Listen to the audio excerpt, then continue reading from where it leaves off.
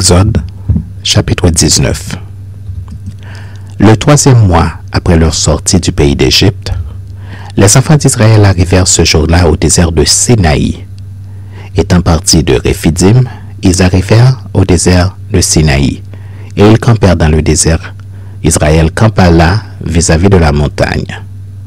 Moïse monta vers Dieu, et l'Éternel l'appela du haut de la montagne en disant, « Tu parleras ainsi à la maison de Jacob, et tu diras aux enfants d'Israël, vous avez vu ce que j'ai fait à l'Égypte, et comment je vous ai porté sur des ailes d'aigle et amené vers moi.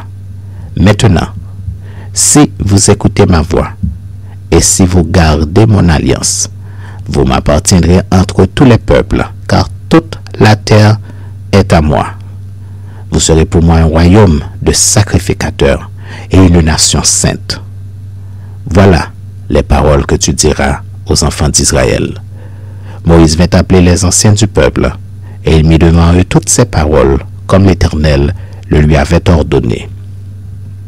Et l'Éternel dit à Moïse, « Voici, je viendrai vers toi dans une épaisse nuée, afin que le peuple entende quand je te parlerai, et qu'il ait toujours confiance en toi. » Moïse rapporta les paroles du peuple à l'Éternel, et l'Éternel dit à Moïse, « Va vers le peuple, sanctifie-les aujourd'hui et demain, qu'ils lavent leurs vêtements, qu'ils soient prêts pour le 3e jour, car le 3e jour, l'Éternel descendra aux yeux de tout le peuple sur la montagne de Sinaï. Tu fixeras au peuple des limites tout alentour et tu diras, gardez-vous de monter sur la montagne ou d'en toucher le bord. Quiconque touchera la montagne sera puni de mort.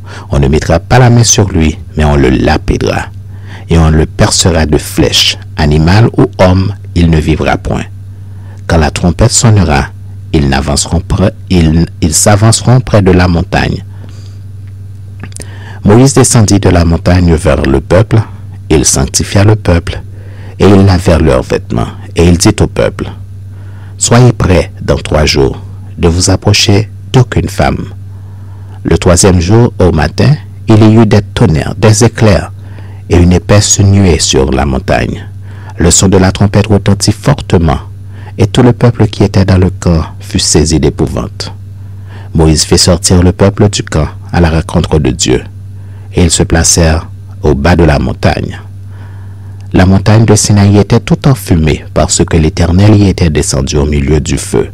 Cette fumée s'élevait comme la fumée d'une fournaise, et toute la montagne tremblait avec violence. Le son de la trompette retentissait de plus en plus fortement. Moïse parlait, et Dieu lui répondait à haute voix. Ainsi, l'Éternel descendit sur la montagne de Sinaï, sur le sommet de la montagne. L'Éternel appela Moïse sur le sommet de la montagne, et Moïse monta. L'Éternel dit à Moïse, « Descends, fais au peuple la défense expresse de se précipiter vers l'Éternel pour regarder, de peur qu'un grand nombre d'entre eux ne périssent.